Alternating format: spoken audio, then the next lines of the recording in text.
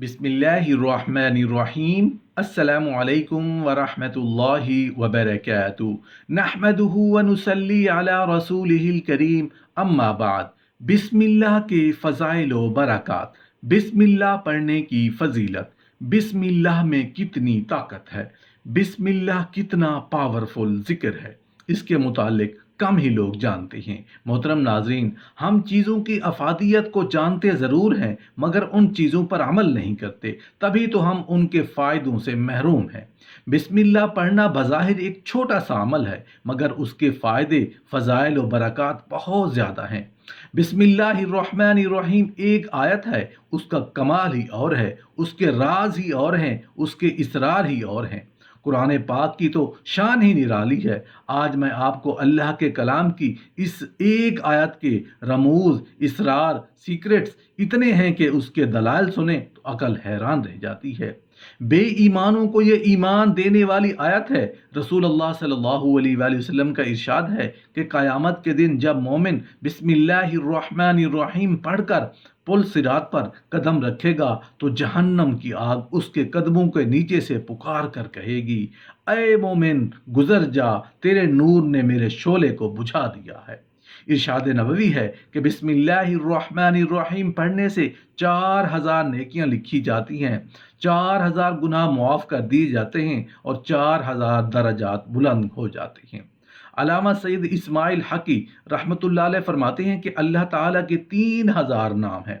1000 नाम फरिश्तों को बताए, 1000 नाम अम्बिया अलैहिमुस्सलाम को बताए, 300 नाम तौरात में नाजिल किए, 300 नाम ज़बूर में नाजिल फरमाए और एक नाम को अपने पास महफूज रखा, वो किसी को नहीं बताया। फिर उन तमाम नामों के मानी को बिस्मिल्लाहिर्रहमानिर्रहीम के 3 लफ्ज़ों अल्लाह, अर्रहमान, अर्रहीम में समो दिया। तो जिस शख्स ने बिस्मिल्लाहिर्रहमानिर्रहीम पढ़ा गोया उसने अल्लाह ताला के 3000 नामों के साथ याद किया। नबी करीम सल्लल्लाहु अलैहि वसल्लम ने इरशाद फरमाया कि जिस दुआ के शुरू में बिस्मिल्लाहिर्रहमानिर्रहीम पढ़ी जाती है और वो रद्द नहीं होती, क़यामत के दिन मेरी उम्मत की बिस्मिल्लाहिर्रहमानिर्रहीम पढ़ने की वजह से नेकियां भारी वजन वाली हो जाएंगी। दूसरी कौमें कहेंगी कि उम्मत मुहम्मदिया की नेकियां क्यों भारी हैं। उनके अंबिया फरमाएंगे कि उम्मत मुहम्मदिया के कलाम के शुरू में अल्लाह के ऐसे इज्जत वाले नाम हैं कि अगर एक पलड़े में उनको रख दिया जाए और दूसरे पलड़े में सारी मखलूक के गुनाह रख दिए जाएं तो भी नेकियों का पलड़ा भारी हो जाएगा। बिस्मिल्लाह के हवाले से एक वाक़या आपको सुना रहा हूँ। एक यहूदी था जो बेईमान था, वो एक यहूदन पर आशिक हो गया। इश्क मजाजी का उस पर ऐसा गलबा हुआ कि ये मजनून जैसा हो गया।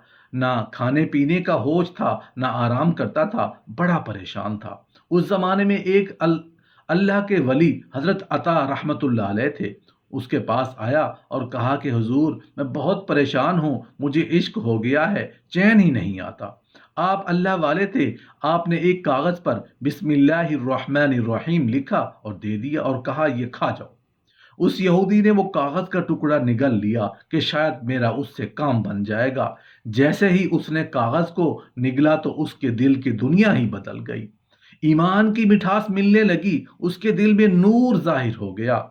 औरत के इश्क को छोड़ा और औरत को भूल कर कहने लगा, हुजूर मुझे कुछ और नहीं चाहिए, जिस रब का नाम अंदर गया है बस मुझे कलमा पढ़ाइए और मुसलमान कर दीजिए। बिस्मिल्लाहिर्रहमानिर्रहीम लिखा हुआ पेट में जाता है।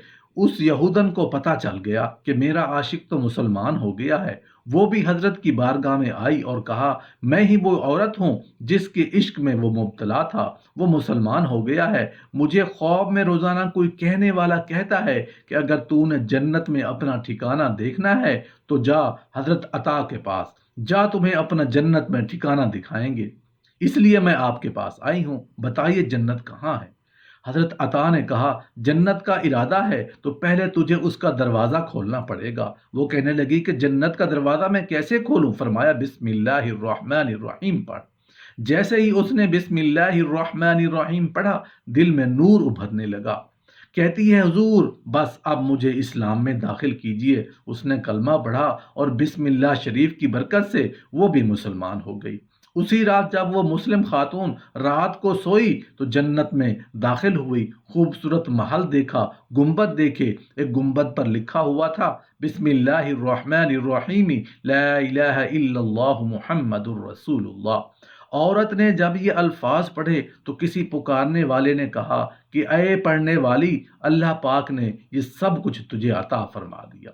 رسول اللہ صلی اللہ علیہ وآلہ وسلم نے فرمایا اگر وضو کرتے وقت تسمیہ نہ پڑھی جائے تو وہی اعضاء پاک ہوتے ہیں جو وضو میں دھوئے جاتے ہیں، اور اگر بسم اللہ الرحمن الرحیم پڑھ لی جائے تو سارا جسم پاک ہو جاتا ہے۔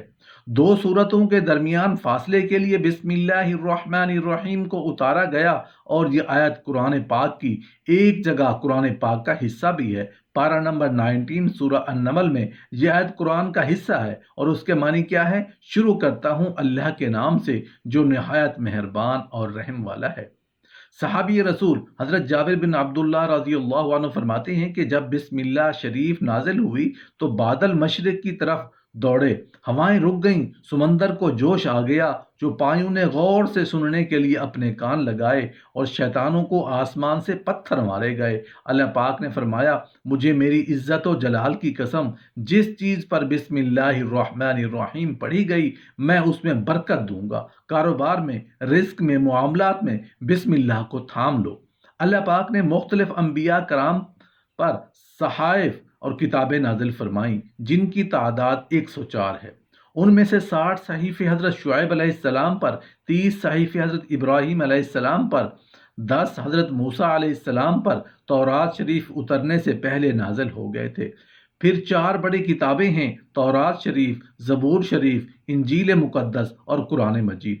ان تمام صحیفوں کے مضامین قرآن پاک میں ہیں۔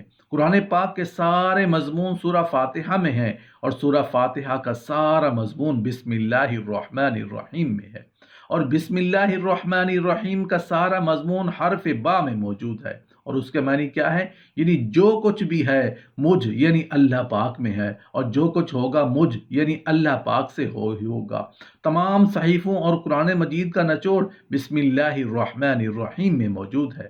بسم اللہ الرحمن الرحیم کے فضائل کے حوالے سے امام فخر الدین رازی رحمۃ اللہ علیہ فرماتے ہیں کہ بسم اللہ الرحمن الرحیم کے 19 حروف ہیں، اور دوزخ پر عذاب دینے والے فرشتے بھی 19 ہیں۔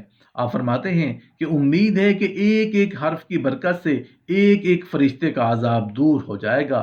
بسم اللہ پڑھتے رہا کریں، اس کی بہت ساری برکات ہیں۔ آپ فرماتے ہیں دن رات میں 24 گھنٹے ہیں، 5 گھنٹے 5 نمازوں میں گھیر لیے، 19 گھنٹوں کے لیے بسم اللہ الرحمن الرحیم کے 19 حروف عطا فرمائے۔ پس جو شخص خوش نصیب بسم اللہ الرحمن الرحیم کا ورد کرتا رہتا ہے اور نماز 5 وقت پڑھتا ہے، اس کا ہر گھنٹہ عبادت میں کاؤنٹ ہوتا رہتا ہے۔ بسم اللہ الرحمن الرحیم خود ایک بہت با کمال وظیفہ ہے۔ بعض مرتبہ ہم لوگ کہتے ہیں کہ عموماً ہمارے کام ادھورے رہ جاتے ہیں، کوئی ڈیل، معاہدہ یا کوئی کام ادھورا رہ جاتا ہے۔ اللہ کے آخری نبی پیارے رسول صلی اللہ علیہ وآلہ وسلم نے فرمایا جو کام بسم اللہ سے شروع نہیں کیا جاتا وہ ادھورا رہ جاتا ہے۔ کسی بھی کام سے پہلے بسم اللہ نہ پڑھی جائے تو کام ادھورے رہ جاتے ہیں، اس میں برکت نہیں ہوتی۔ ہو سکتا ہے ذہن میں خیال آئے کہ میں تو بسم اللہ نہیں پڑھتا، تو کام پورا ہو جاتا ہے۔ ظاہر سی بات ہے، کام پورا ہو جانا اور بات ہے، اور اس میں برکت کا ہونا اور بات ہے۔ اگر کسی نے بغیر بسم اللہ کے کھانا کھایا تو کھانا پیٹ میں بھی گیا، پیٹ بھر بھی گیا، لیکن اب اس میں برکت حاصل نہیں ہوگی، کھانا پوری طرح ہضم نہیں ہو پاتا، بعض اوقات جزو بدن نہیں بنتا، بہت ساری اس میں پرابلم رہتی ہیں۔ تو بہرحال ہمیں ہر حال میں چلتے پھرتے بسم اللہ شریف کا ورد کرنا چاہیے، اور اسے اپنے روزانہ کا معمول بنانا چاہیے۔ اللہ پاک سے دعا ہے کہ ہم سب کو بسم اللہ کے فضائل و برکات سے استفادہ حاصل کرنے کی توفیق عطا فرمائے۔ آمین یا رب العالمین۔